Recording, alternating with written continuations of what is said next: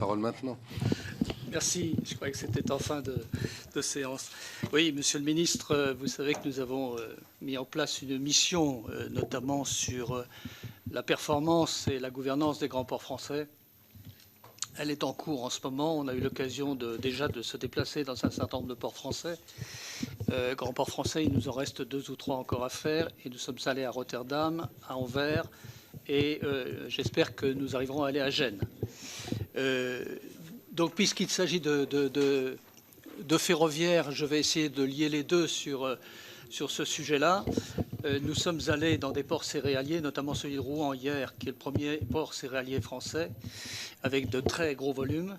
Et ils nous ont indiqué qu'il y avait une urgence à rénover les fins de ligne qui arrivent notamment le long des silos des céréales, de façon à pouvoir les acheminer vers le port. Elles sont en très mauvais état. C'est SNCF Réseau qui, évidemment, en est propriétaire. Et le risque que nous avons, c'est effectivement que nous transférions ces très gros volumes qui sont actuellement acheminés par voie ferrée sur la route, ce qui serait un comble en matière de volonté de transition écologique. Donc, est-ce que vous envisagez de trouver un système pour aider SNCF Réseau à rénover également ces petites lignes? J'avais 2 autres questions, ça va être trop long, mais je vais vous en poser quand même une autre. La route de la soie. La route de la soie est pour nous une inquiétude. La route de la soie maritime, la ferroviaire aussi, mais on est sur le maritime. Les Chinois sont absolument partout sur la planète. Ils sont autour de nous et autour des ports français. Ils sont... Oui, non, mais je ne suis pas du tout en train de rire. Je vous le promets. Ils sont au Pirée, bien sûr. Ils sont à Trieste et ils viennent de racheter le port de Gênes. Il est évident que cela n'est pas sans conséquence. Donc ma question est la suivante. Comment le ministère assure-t-il le suivi de ce dossier? Les entreprises chinoises comme China Communication Construction de Compagnie ont-elles été approchées des opérateurs ou des ports français en France ou en Outre-mer?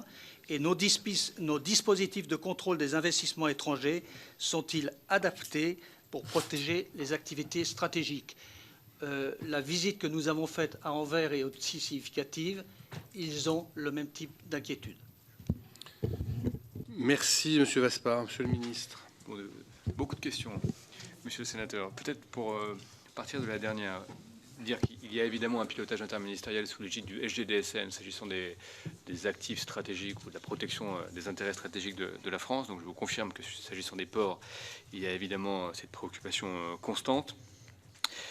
Que par ailleurs, la Chine, pour parler de ce pays, est actuellement face à un grand défi qui va peut-être aussi recomposer les différents flux. Beaucoup de ports chinois sont aujourd'hui fermés dans un contexte géopolitique que vous connaissez, puis avec des enjeux notamment internes qui sont très forts. Donc il faudra observer ça de façon très précise. La route de la soie sur les modes ferroviaires sont aussi, ou est aussi une opportunité, je pense, y compris pour les acteurs de fret ferroviaire français et européens. Peut-être qu'on aura l'occasion ici dans une autre audition de reparler du fret ferroviaire, qui est un sujet que nous regardons d'extrêmement près au ministère des Transports, et je pourrais vous en dire un mot si vous le souhaitez. S'agissant de la question initiale sur les investissements à faire, d'abord vous avez raison sur le constat, les ports français sont mal interfacés avec le ferroviaire, et on le voit bien sur ces grands corridors, si on veut à la fois trouver une forme ou améliorer la logique économique, je pense notamment par exemple à la ligne Perpignan-Rungis, on doit réussir à mieux capter des flux de Barcelone vers Perpignan, vers Rungis et peut-être plus tard vers Anvers, c'est pareil de Dunkerque vers Avignon, donc on doit, et d'ailleurs ce travail a été fait au COI, je le dis, ce travail existe et maintenant il faut à la fois réaliser les embranchements, et les embranchements sont prévus notamment dans les projets pluriannuels d'investissement, et puis il y aura certainement un peu de travail à faire auprès de la Commission européenne pour récupérer, ou en tout cas faire financer un certain nombre de ces investissements par le Green Deal, parce que s'agissant des grands corridors fret, ils sont évidemment à dimension européenne, et c'est tout l'enjeu de ce que nous pourrons réussir à négocier prochainement.